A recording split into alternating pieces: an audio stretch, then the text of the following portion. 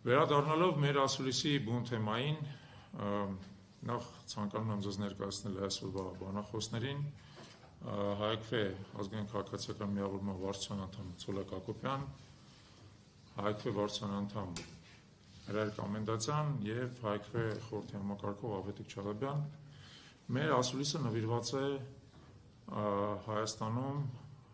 ծերության և հաշմանդամության կենսաթոշակների բարձրացման թեմային։ Հիշեցնեմ ձեզ, որ սեպտեմբերի 17-ին Հայքվե միավորումը անցկացրեց իր առաջին մամլոասուլիսը այս թեմայով, որտեղ մենք հիմնավորեցինք ծերության և հաշմանդամության կենսաթոշակների 50%-ով, առնվազն 50%-ով բարձրացման անհրաժեշտությունը, ինչպես նաև ներկայացրեցինք ծավալուն փաստեր նրա մասին, որ դրա իրատեսական հնարավորությունը 2 տարվա ընթացքում գոյություն ունի և գործող վարչախումբը հնարավորություն ունի, իրատեսական հնարավորություն ունի դրա իրականացնել։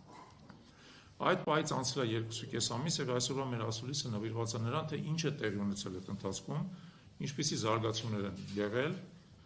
և ինչ ենք մենք անում, որոնք են մեր հաջորդ քայլերը։ Ես նախ ներկայացնեմ մի թեթև զարգացումների մասին, առաջին հերթին ինչպես է դրան արձագանքել գործող վարչախումբը, հետո խոսքը կփոխանցեմ իմ գործընկերներին։ Նախ մեր ասուլիսին հաջորդեց կառավարության կողմից պետական բյուջեի ներկայացում ազգային ժողով, որի քննարկումների ընթացքում պարզ դարձավ, որ գործող վարչախումբը բնավ չի պատրաստվում հաջորդ տարվա ընթացքում իրական լուծում տալ մեր կողմից բարձրացած խնդրին։ Փոխարենը առաջարկելով կիսատ պռատ լուծումներ, մասնավորապես հետվճարի ավելացում 6000 դրամից մինչև 10000 դրամ, ինչը լավագույն դեպքում որոշ կենսաթոշակառուների համար հանդիսանում է իրենց փաստացի եկամուտի բարձրացում 8%-ով ընդամենը, սակայն դա բնավ չի տարածվում բոլոր թոշակառուների վրա, քանի որ նրանց ծախսերի մեծ մասը ընդհանրապես հետվճար չեն ենթադրում, ինչպիսին օրինակ գույքահարկը, կոմունալ ծախսերը, տրանսպորտային ծախսերը եւ այլն։ Հետվճարը ենթադրվում է միայն առևտրի ցանցերում կատարված ծախսերի համար, որը իրանց ընդհանուր զամբյուղի մեջ փոքր տոկոս են կազմում։ Դրանից հետո աշխատանքի և սոցիալական հարցերի նախարար Արսեն Թորոսյանը հոկտեմբերի 30-ին գլխադասային հանձնաժողովում տեղի ունեցած իր ելույթում հայտարարեց, որ հավելյալ միջոցներ հնարավոր է տրամադրել միայն այն դեպքում, եթե պետբյուջեն դա թույլատրի։ Ավելին, դրանից հետո նոյեմբերի 23-ին նա Facebook-ի իր էջում տարածեց մի շատ տարօրինակ տեսագրություն, ոմանք ձեզանից գուցե առիթ են ունեցել դա տեսնելու, որտեղ նա մեր այս բնական և մանրակրկիտ թվերով և փաստերով հիմնավորված պահանջը որակեց որպես հիբրիդային հարձակում և հայտարարեց, որ կենսաթոշակների բարձրացումը անհնար է, քանի որ բյուջեում այդպիսի միջոցներ չկա։ Իպա պարզապես վերացարկվենք նրանից, որ եթե կա քաղաքական բանավեճ և կան քաղաքական կարծիքներ, հնարավոր չի դա ընդհանրապես որակել որպես հիբրիդային հարձակում, դա ուղղակի զավեշտական է և նշանակում է, որ նրանք պարզապես ուղղակի հակափաստարկներ չունեն և փորձում են պիտակավորել մեզ։ Բայց շատ կարևոր է նաև նրա ասացի բովանդակությունը, որը պարզապես բացարձակ սուտ է։ Ուրեմն խոսենք փաստերով, պետական բյուջեի ծախսային մասը 2026 թվականին 25 թվականի համեմատ աճում է 187 միլիարդ դրամով։ Իսկ հաշվի առնելով, որ պաշտպանական ծախսերը նույն ընթացքում շատ վիճելի կերպով կրճատվում են մոտ 100 միլիարդ դրամով, փաստացի բաշխման ենթակա հավելյալ միջոցների, բյուջետային միջոցների ծավալը կազմում է ավելի քան 287 միլիարդ դրամ։ Այս միջոցների ընդամենը 30%-ի հատկացումը կենսաթոշակների բարձրացմանը բավարար կլիներ, որպեսզի մեր բարձրացած խնդիրը առաջին փուլում լուծում ստանար։ Դեռ հիշեք, որ մենք ասում ենք 2 տարվա մեջ բարձրացնել 50%-ով, այսինքն առաջի 25%-ը լրիվ իրատեսական էր անել այն դեպքում, եթե 2026 թվականի բյուջեով նախատեսված հավելյալ միջոցների ընդամենը 30%-ը հատկացվել կենսաթոշակների բարձրացմանը։ Սակայն դրա փոխարեն միջոցները հատկացվել են լրիվ այլ ուղիղ կասկածելի ուղղությունների։ Մասնավորապես, օրինակ, հաջորդ տարի 28 միլիոն դրամով ավելանում է պետական պարտքի սպասարկումը, որը արդեն հիմա հսկայական գումար է, բայց ևս 28 միլիարդ դրամով ավելանում է։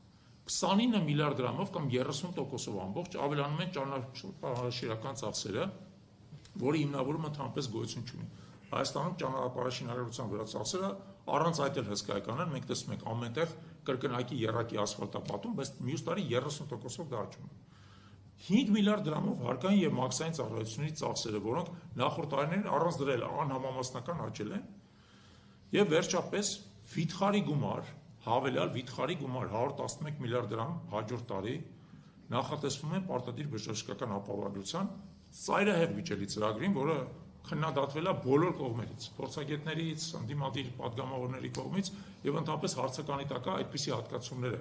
կկարողանա պետական համակարգը մարսել թե չէ։ Այս միջոցների գոնե կեսի հատկացումը կենսաթոշակների բարձրացմանը բավարար կլիներ, որպեսզի մեր բարձրացած խնդիրը լուծվեր։ Սակայն կառավարությունը իդեմս Արսեն Թորոսյանի շարունակում է ցինիկաբար պնդել, որ բյուջեի միջոցներ չկան։ Չնայած, ինչպես մենք ասացինք, համարը 300 միլիարդ հավելյալ միջոց կա մյուս տարի։ Ի հավելում են դրան 2025 թվականի նոյեմբերի 27-ին վարչապետի պաշտոնը զբաղեցնող Նիկոլ Փաշինյանը նորից հաստատեց, որ առավելագույնը ինչ որ իրանք պատրաստում են անել, դա հետվճարների բարձրացումն է, բայց դրանից ավել որևէ իրական բարձրացում կենսաթոշակների չի նախատեսվում։ Եթե դա բավական չէր, դեկտեմբերի 3-ին ազգային ժողովում ելույթ ունենալով այս անձը կրկին հավելեց, որ ինքը իմաստ չի տեսնում ընդհանրապես ներկա փուլում կենսաթոշակների բարձրացման մեջ, քանի որ ըստ իրենց կենսաթոշակառուները նույնիսկ չեն կարողանալու դրանք խելամիտ ծախսեն, որը բացարձակ աբսուրդային պնդում է այն պայմաններում, երբ որ բոլոր կենսաթոշակառուները համատարած, պարզապես համատարած ասում են, որ մեզ մեր միջոցները չեն հերիքում։ Չեն հերիքում կոմունալ ծախսերի համար, չեն հերիքում